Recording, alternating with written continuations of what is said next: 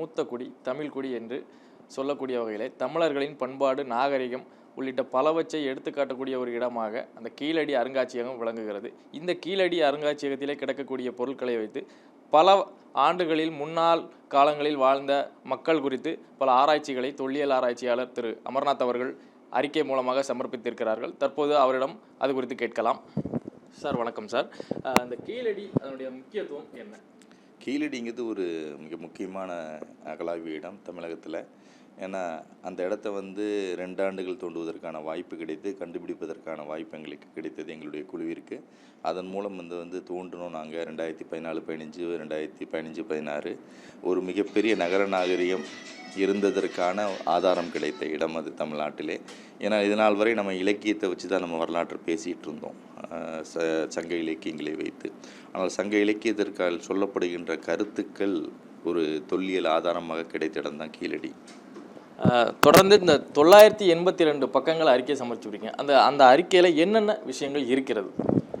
அந்த அறிக்கை முழுமையாக 2 ஆண்டுகள் நடந்த ஆய்வை பற்றி சொல்லுகிறது. ஏன்னா 2 ஆண்டு நம்ம என்ன பண்ணோம், எப்படி இந்த இடத்த கண்டுபிடிச்சோம் அங்கிறதான் முதன்மையாக சொல்லுது. இந்த அறிக்கையில் பார்த்திங்கன்னா வைகை நதி முழுவதும் ஆய்வு மேற்கொண்டு அதில் 293 இடங்கள் கண்டுபிடிக்கப்பட்டு அந்த 293 இடங்களில் குறிப்பாக எங்களுடைய குழு ஆய்வு செய்தது ஒரு வாழ்விடப் பகுதியை தேர்ந்தெடுக்க வேண்டும் என்ற எண்ணத்தில் தான் அந்த ஆய்வை நாங்கள் மேற்கொண்டோம். அது ஒரு அறிவியல் அடிப்படையான ஆய்வு. ஏனென்றால் தமிழகத்தில் பெரும்பாலும் பார்த்தோம்னா ஒரு புதைப்பிடங்கள் தான் நிறையா தோண்டியிருக்கோம். நம்ம புதைப்பிடங்கள் நிறையா தோன்றோமே தவிர அந்த புதைத்த மனிதர்கள் எங்கு வாழ்ந்தார்கள் என்பதை பற்றி நம்ம விரிவான ஒரு ஆய்வு தமிழகத்தில் நம்ம செய்யலை. குறுகிய அளவு தான் நிறையா செஞ்சுருக்கோம். அது குறிப்பாக அரிக்கமேட்டில் நம்ம ஓரளவு விரிவாக செஞ்சுருக்கோம். அதே போல் காவேரி பூம்பட்டினத்தை செஞ்சுருக்கோமே தவிர ஒரு பெருமளவு ஒரு வாழ்விட பகுதி இடத்தை கண்டுபிடித்து அது முழுமையாக ஆய்வு செய்ய வேண்டும். அந்த ஆய்வை ஒரு புதைப்பிடத்துடன் ஒப்பீடு செய்து நாம் ஒரு வரலாற்று ரீதியான ஒரு ஆய்வை மேற்கொள்ள வேண்டும் என்ற ஒரு செயல் நம்ம செய்யாத காரணத்தினால்தான் நம்மகிட்ட பார்த்திங்கன்னா சங்க இலக்கியம் சொல்வது தரவுகள் எல்லாம் பல வரலாற்றறிஞர்கள் ஏற்றுக்கொள்ளவில்லை. ஆனால் நாங்கள் எங்களுடைய கலாய்வு மேற்கொள்ளும் பொழுது நாம் புதைப்படங்களையும் ஆராய்வோம், அதே போல் வாழ்விடப் பகுதியை கண்டறிவோம் என்ற நோக்கத்தில் பயணித்து கிட்டத்தட்ட 293 இடங்களில் 100க்கும் மேற்பட்ட வாழ்விடப் பகுதியில் நாங்கள் கண்டுபிடிச்சோம். அந்த 100க்கும் மேற்பட்ட வாழ்விடப் பகுதியில் ஒரு இடம் தான் கீழடி. அப்படி அந்த கீழடியை கண்டுபிடித்து அந்த கீழடி எவ்வாறு கண்டுபிடிக்கப்பட்டது, அங்கு அந்த தொல்லியல் மேடு எந்த பரப்பளவில் இருக்கிறது, கிட்டத்தட்ட 110 ஏக்கர் கொண்ட பரப்பளவு இருக்கிறது. அதை நாங்கள் துல்லியமாக கணித்து அதுக்கப்புறம் அதில் பார்த்திங்கன்னா ஒரு இமேஜினரி கிரிட்னு சொல்லுவோம். கிரிட் சிஸ்டம் போடுறது பார்த்திங்கன்னா மார்ட்டிமர் வீலர் தான் நமக்கு இந்தியாவில் அந்த முறையை அறிமுகப்படுத்தினார். அதுவும் முதலில் அரிக்கமேட்டில் தான் அந்த முறையை அறிமுகப்படுத்தினார். அந்த முறைப்படி இந்திய தொல்பொருள் ஆய்வுத்துறை செய்கின்ற ஆய்வுகளின் முறைப்படி அந்த கிரிட் சிஸ்டம் போட்டு அகழாய்வை மேற்கொண்டு அங்கு என்னென்ன மண்ணடுக்குகள் கிடைத்தன, என்னென்ன தொல்பொருட்கள் கிடைத்தன, அந்த தொல்பொருட்கள் எதை விளக்குகின்றன என்பதை முழுமையாக இந்த அறிக்கையில் கொடுக்கப்பட்டிருக்கு. கீழடியை நீங்கள் தேர்ந்தெடுத்தீங்களா இல்லை கீழடி உங்களை தேர்ந்தெடுத்திருக்குதா? கீழடியை நான் கூட எனக்கு 2015 முன்னாடி கீழடி எனக்கு கூட தெரியாது. அதுதான் உண்மை. ஏனென்றால் ஒரு விரிவான ஒரு ஆற்றங்கரை நாகரிகத்தை பற்றி ஆய்வு செய்ய வேண்டும் என்ற நோக்கத்தில் தான் இந்த ஆய்வு நாங்கள் செஞ்சோம். அதன் அடிப்படையாக கிடைத்தது தான் கீழடி. அதான் சொல்கிறேன், 2015 முன்னாடி எனக்கு கூட கீழடி தெரியாது.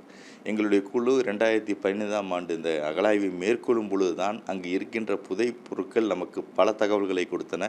குறிப்பாக சங்க இலக்கியத்தில் சொல்லப்பட்ட நகர நாகரிகத்திற்கான அடையாளங்களை அந்த இடம் கொடுத்தது. அதுக்கு என்ன சொல்லுவேன்னு எனக்கு தெரியல. பட் கீழடிங்கிற ஒரு இடம் தமிழகத்திற்கு கிடைத்த ஒரு மிகப்பெரிய பொக்கிஷம்.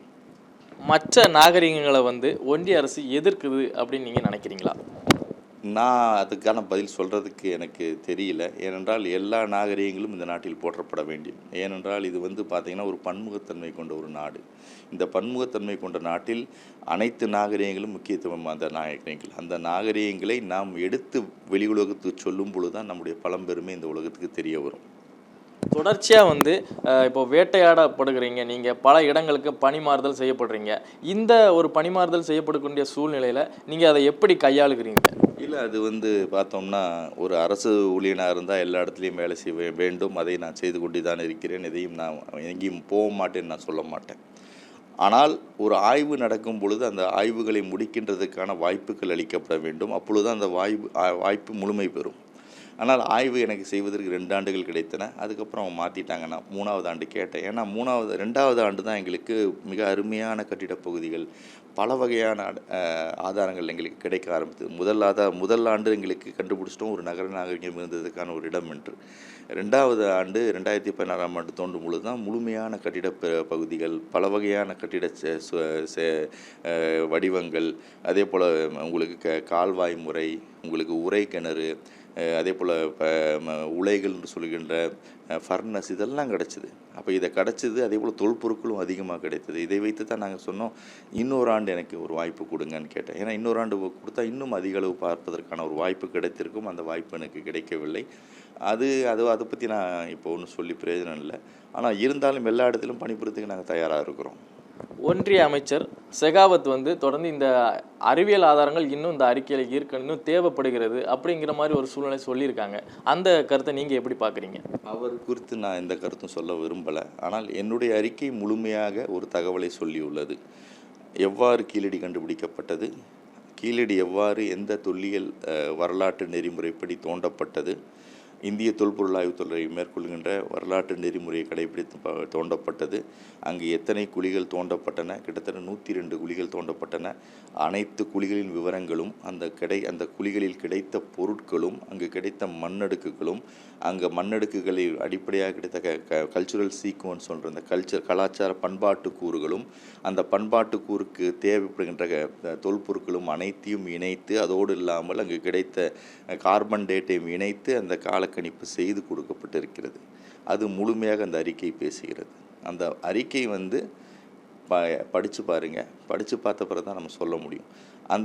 அதுக்கு மேலே நான் ஒன்றும் சொல்கிறதுக்கு இல்லை. அந்த இடத்துல ஒன்றிய அரசு தொடர்ந்து இந்த கீழடி அகழ்வாராய்ச்சியில் கிடைத்த பொருட்களை அந்த தன்மையை நீர்த்து போக செய்கிறது அப்படிங்கிற மாதிரி நீங்கள் நினைக்கிறீங்களா? நீர்த்து போக செய்கிறதுன்னு சொல்கிறதுக்கு பதில் இல்லை என்கிட்ட. ஆனால் இது ஒரு இந்தியாவின் ஒரு கலாச்சாரம், இந்திய நாட்டின் தமிழகத்தின் ஒரு கலாச்சாரம். அந்த தமிழர் மண்ணில் கிடைத்த அந்த கலாச்சாரத்தை நாம் பிரதிபலிக்க வேண்டும். அதை எடுத்து சொல்லணும். என்றைக்குமே பார்த்திங்கன்னா சிந்து சமவெளி நாகரிகம், வேத நாகரிகம், மௌரியர்கள், சுங்கர்கள், குஷானர்கள், குப்தர்கள் என்று தான் நம் வரலாற்றை படித்து கொண்டிருக்கிறோமே. சங்க காலத்தை பற்றி அறிவதற்கான ஒரு செயல். சங்க காலத்தை இது நாள் வரையும் பார்த்தீங்கன்னா 300 பிசிலேருந்து 300 AD வரை நம்ம ஒரு டைம் கொடுத்துருக்கோம். அது பார்த்திங்கன்னா லிட்ரரி பேஸில் நம்ம கொடுத்துருக்கோமே தவிர, அந்த லிட்ரரி சொல்லுகின்ற இலக்கியங்கள் சொல்லுகின்ற ஆதாரத்தின் அடிப்படையில் ஒரு அகழாய்வு நடந்திருக்கு. இது போன்ற பல இடங்கள் தமிழ்நாட்டில் இருக்குது. இன்னும் பல இடங்களில் தோன்றும் பொழுது சங்க காலம் சொல்வது உண்மை, சங்க காலத்தில் இருக்கின்ற ஒரு நாகரிகம் இந்த தென்னக பகுதியில் இருந்திருக்கிறது என்பதற்கான ஒரு வாய்ப்பு கிடைக்கும். அப்படி தான் இதை பார்க்கணும். நம்ம 50 ஆண்டுகளுக்கு முன்பாக இந்த கீழடி ஆராய்ச்சி இந்த பொருட்கள்லாம் கண்டுபிடிச்சிருந்தா அதனுடைய நிலை என்னவாக இருந்திருக்கும்? 50 ஆண்டுகளுக்கு முன்னாடி கண்டது இன்றைக்கி பார்த்தீங்கன்னா வரலாற்று புத்தகத்தில் வந்திருக்கும். அது இல்லை, அதனால தான் நம்ம வரலாற்று புத்தகத்தில் இன்னும் கீழடியை நாம் படிக்காமல் இருக்கிறோம். தொடர்ச்சியாக இங்கே கண்டுபிடிக்கக்கூடிய பொருட்கள் கிமு 500 கிமு 300 அந்த சமயங்களில் கண்டுபிடிக்கப்பட்டதுன்னு அழுத்தமாக சொல்கிறீங்க. அதுக்கு என்ன ஆதாரங்கள் இருக்குது? நாங்கள் பார்த்திங்கன்னா ஒரு காலக்கணிப்பு என்பது பார்த்திங்கன்னா ஒரு புதைப்பிடத்தில் செய்ய முடியாது. காலக்கணிப்பு என்பது ஒரு வாழ்விடப் பகுதியில் தான் செய்ய முடியும். ஏன்னா நம்ம பெரும்பாலும் தமிழகத்தில் புதைப்பிடங்கள் தான் நிறைய ஆய்வு செஞ்சுருக்கோம். புதைப்பிடங்கள் ஒரு பரவலாக புதைக்கின்ற முறை தான் இருக்குமே தவிர ஒன்றுக்கு கீழே என்று நம்ம புதைக்க மாட்டோம். ஏன்னா வாழ்விடப் பகுதி தான் மிக முக்கியமானது. வாழ்விடப் பகுதியில் மேலே இருக்க பகுதி அண்மை காலத்தை சார்ந்ததாகவும், கீழே இருக்க பகுதி பழங்காலத்தை சார்ந்ததாகவும், பண்டைய காலத்தை சார்ந்ததாகவும் இருக்கும். அதை காலக்கணிப்பு நீங்கள் வாழ்விடப் பகுதியில் தான் செய்ய முடியும், புதைப்படத்தில் செய்ய முடியாது. அந்த வகையில் பார்த்திங்கன்னா அங்கே கீழடியில் கிடைத்த மண்ணடுக்குகள் அடிப்படையில் அங்கு என்ன வகையான மண்ணடுக்குகள் கிடைத்தன, கிட்டத்தட்ட 6 மீட்டர் டெபாசிட் கிடைத்தது. அதுதான் கீழடியுடைய பெருமை. நம்ம நினச்சிட்ருக்கோம் ஒரு இடத்துல 3 மீட்டர் கிடைக்கலாம், ஒரு இடத்துல 4 மீட்டர் கிடைக்கலாம். ஆனால் கடைசியாக நம்ம பார்க்கும் பொழுது 6 மீட்டர் வரை நமக்கு அங்கு மக்கள் வாழ்ந்ததற்கான ஆதாரங்கள் கிடைத்த மண்ணடுக்குகள் இருக்கின்றன. அந்த மண்ணடுக்குகள் அடிப்படையிலும் அந்த மண்ணடுக்கில் கல்ச்சுரல் சீக்வன்ஸ் எப்படி இருக்குது, அது 102 குழியை வச்சு நான் கம்பேர் பண்ணி சொல்லணும். ஒரு குழியை வச்சு நான் சொல்லிட முடியாது. ஏன்னா 102 குழிகள் நம்ம தோண்டியிருக்கோம். அந்த 102 குழிகளின் தன்மை, அங்கு கிடைத்த மண்ணடுக்குகள், அங்கு கிடைத்த கல்ச்சுரல் சீக்வன்ஸ், அங்கு கிடைத்த தொல் எச்சங்கள் என்று சொல்லப்படுகிற தொல் பொருட்கள் ஏன்னா எல்லாமே ஒரே குழியில் கிடைக்கல. 102 குழியில் தான் பரவலாக எல்லாமே தொல் பொருட்கள் கிடைத்திருக்கு. அது ஒவ்வொரு இடத்துல கிடைத்திருக்கு. அது துல்லியமாக நாங்கள் பார்த்திங்கன்னா அகழாய்வு செய்யும் பொழுது ரெக்கார்ட் பண்ணுவோம். அகழாய்வு என்பது பார்த்தீங்கன்னா ஒரு ரெக்கார்டட் டெஸ்ட்ரக்ஷன்னு பேர். ஏன்னா ஒரு மண்ணை தோண்டி நம்ம எடுக்கும் பொழுது அதை அப்படியே ரெக்கார்ட் பண்ணிட்டு வருவோம். அது சைட் நோட் புக்குங்கிற ஒரு பேரில் எழுதி வைப்போம். அந்த சைட் நோட் புக்கு எழுதுறது இல்லாமல் அது ஒவ்வொரு காலகட்டத்திலும் அது வரைபடமாக வரையப்படும். ஃபோட்டோ டாக்குமெண்டேஷன் போட்டுருவோம், வீடியோ டாக்குமெண்டேஷன் பண்ணி அதை முழுமையாக நம்ம கணித்து அதன் அடிப்படையில் தான் நம்ம வந்து அந்த காலத்தை கணிக்கிறோம். அது வந்து ஒரு அறிவியல் ரீதியாக செய்யப்படுகின்ற காலம். இதில் ஏஎம்எஸ் டேட்டுன்னு சொல்லப்படுகிற கார்பன் டேட்டும் இணைத்து அந்த காலம் கணிக்கப்படுகிறது. அதுதான் எனக்கு செய்யப்பட்டிருக்கிறது தவிர வேறு எதுவும் செய்யப்படவில்லை. முன்பு நீங்கள் பார்த்துட்டு இருந்த அந்த பொறுப்பில் இருந்து இப்போ இன்னைக்கு வேற ஒருத்தர் இப்போ அந்த பொறுப்புக்கு போட்டிருக்காங்க. அவர் அதில் நீங்கள் ஆராய்ச்சி பண்ண நிறையா இருக்குது, கண்டுபிடித்த இடங்கள்ல இப்போ தற்போது எதுவுமே இல்லை அப்படிங்கிற மாதிரி ஒரு இது மாதிரி சொல்கிறாங்களா? அதை நீங்கள் எப்படி பார்க்குறீங்க? இல்லை, நாங்கள் வந்து 2 ஆண்டுகள் கிடைத்த தகவலை இந்த எல்லாத்துக்கும் நாங்கள் சொல்லியிருக்கோம். ஊடகம் எல்லாத்துக்குமே தெரியும். அதே போல் அறிக்கையாக நான் கொடுத்துருக்கேன். அவர் இல்லைன்னு சொல்கிறவர் தான் அதுக்கு பதில் சொல்லணும். ஏன்னா நாங்கள் வந்து இந்த இடத்தை எவ்வாறு கண்டுபிடித்தோம் என்பது தான் எங்களுக்கு தெரியும். ஏன்னா எனக்கே சொன்ன 2015 முன்னாடி இந்த இடம் தெரியாது. நாங்கள் ஒரு அகழாய்வு பணியை மேற்கொண்டு அறிவியல் ரீதியான ஒரு கலாய்வை மேற்கொண்டு அங்கே ஒரு இடத்தை கண்டுபிடிக்க வேண்டும் என்ற நோக்கத்தில் நாம் அந்த இடத்தை கண்டுபிடித்து அகழாய்வு செய்தோம். அவர் புதிதாக வந்தவர் இல்லைன்னார்னா அதற்கான பதில் அவர் சொல்லுவார். எனக்கு தெரியாது. என்ன மாதிரி திருத்தங்களை எதிர்பார்க்குறாங்க அவங்க? திருத்தங்கள் அவங்க காலம் மாற்ற சொன்னாங்க. பட் காலம் என்பது மாற்ற முடியாது. ஏனென்றால் காலம் வந்து நான் நிர்ணயித்தது கிடையாது. காலம் என்பது கீழடியில் தோண்டப்பட்ட அகழாய்வு குழிகள் தான் காலத்தை நிர்ணயிக்குதே தவிர நான் கிடையாது. அந்த அகழாய்வு குழிகள் நமக்கு எடுத்து சொல்கின்ற அனைத்து காரணிகளை வைத்து தான் அந்த காலம் வந்து வரையறுக்கப்பட்டிருக்கே தவிர அந்த காலத்தை திருப்பி நீங்கள் வரையறுக்கணும்னா திரும்ப ஒரு அகழாய்வு செய்யணும். அதை தவிர வேறு வழி கிடையாது. ஏஎஸ்ஐ இயக்குனர் பதவியிலிருந்து உங்களை மாற்றி இருக்கிறது வந்து நியாயமா? நான் எங்கே போட்டாலும் பணி செய்து ரெடியாக இருக்கேன். அதை பற்றி எனக்கு கவலை கிடையாது. ஆனால் அகழாய்வு என்பது ஒரு தொழிலாளனுடைய மிக முக்கியமான கடமை. அது செய்யும் பொழுது தான் பல வரலாற்று உண்மைகள் நமக்கு வெளில வரும். அந்த வகையில் ஒரு வாய்ப்பு எனக்கு கிடைத்தது. நான் கீழடியில் செஞ்சுருக்கேன். நான் இப்படி திருத்தங்களை வந்து அறிக்கைகளில் வந்து நம்ம செய்யலாமா? அது வந்து முறையா? திருத்தங்கள் செய்வது கிடையாது. பிழை திருத்தங்களை வந்து செய்வாங்க. என்றைக்குமே ப்ரூஃப் ரீடிங்கிற ஒரு கருத்து தான் இருக்கும். ஏன்னா ஒரு அறிக்கை கொடுத்து விட்டார் என்றால் அந்த ஆய்வாளன் அங்கு கிடைத்த தகவலின் அடிப்படையில் தொல்லியல் அகழாய்வின் அடிப்படையில் அந்த அறிக்கை கொடுக்குறாங்க. அந்த அறிக்கையில் அங்கே கிடைத்த தரவுகள் தான் அங்கே மென்ஷன் பண்ணப்பட்டிருக்குமே தவிர வேறு எதுவுமே மென்ஷன் பண்ணியிருக்க மாட்டோம். அதில் எங்களுடைய தனிப்பட்ட கருத்துக்கள் எதுவுமே இருக்காது. என்னென்ன கிடைத்தனா அது எவ்வாறு நம்முடைய காலத்தை வகுக்கின்றன என்பது தான் அந்த முழுமையாக சொல்லும். அதில் வந்து பேசிக்கலி திருத்தங்கள் நம்ம செய்ய மாட்டோம். ப்ரூஃப் ரீடிங்குங்கிறது தான் நம்ம செய்வோம். ஏனென்றால் தவறுகள் இருக்கலாம், ஸ்பெல்லிங் மிஸ்டேக் இருக்கலாம், சில கிராமட்டிக்கல் மிஸ்டேக் இருக்கலாம், சில எண்கள் தலைகீழாக போயிருக்கலாம், சில எண்கள் விட்டு போயிருக்கலாம், அதே போல் சில வரைபடங்களில் வந்து விட்டு போயிருக்கலாம், சில ஃபோட்டோக்கள் விட்டு போயிருக்கலாம். இதெல்லாம் நாங்கள் செய்வதற்கு தயாராக இருப்போம். அது என்றைக்குமே செஞ்சு கொடுப்போம். அது செஞ்சு கொடுத்தா தான் நீங்கள் ஃபைனல் பிரிண்டிங்க்கு போகும். அந்த வகையில் செய்வதற்கு எல்லாரும் ஒத்துழைப்பு கொடுப்போம். ஆனால் காலங்கள் மாற்றுங்கள் என்றால் அது மாற்ற முடியாத ஒரு செயல். காலங்கள் மாற்றணும் என்றால் திரும்ப ஒரு அகழாய்வு தான் செய்யணும். இங்கே கண்டுபிடித்த பொருட்களை வந்து அந்த அறிக்கைகளை வந்து மாற்ற முயற்சி நடக்கிறதா? அதுக்கு பதில் எனக்கு தெரியல. நான் என்னுடைய அறிக்கையை கொடுத்து விட்டேன். என்னுடைய பதிலையும் நாங்கள் கொடுத்துட்டேன். நான் புதிதாக அந்த ஏஎஸ்ஐ இயக்குனராக அந்த ஓய்வு பெற்ற அந்த அதிகாரி ஒருத்தர் நியமிக்கப்பட்டிருக்காரு. அவருடைய போக்குகள் எப்படி இருக்கு? இல்லை, நீங்கள் அவரை வந்து கேளுங்க. அவர் என்ன சொல்கிறாருன்னு. அவருடைய சொல் தான் அது முக்கியம். எனக்கு தெரியாது. அவரை தான் சொல்லணும் அதை பற்றி. இப்போ பொதுவாக வந்து அந்த வைகை, காவிரி, தாமிரபரணி அந்த ஆற்றங்கரையிலையும் இதே மாதிரி ஆய்வுகள் நடத்தினா பல தமிழர்கள் பண்பாடு வெளியே வரக்கூடிய வாய்ப்பு இருக்கிறதா? நிச்சயம் இருக்குது. இது வந்து ஒரு வைகை நதிக்கரை ஆய்வுகளின் மூலம் கிடைக்கப்பட்ட ஒரு இடம். அந்த வைகை நதிக்கரையிலே பல இடங்கள் இருக்குது. ஏன்னா நம்ம சங்க காலம்தான் மிக முக்கியமான காலமாக கருதுகிறோம். அது வாழ்ந்த பகுதி மதுரையாக நினைக்கிறோம்.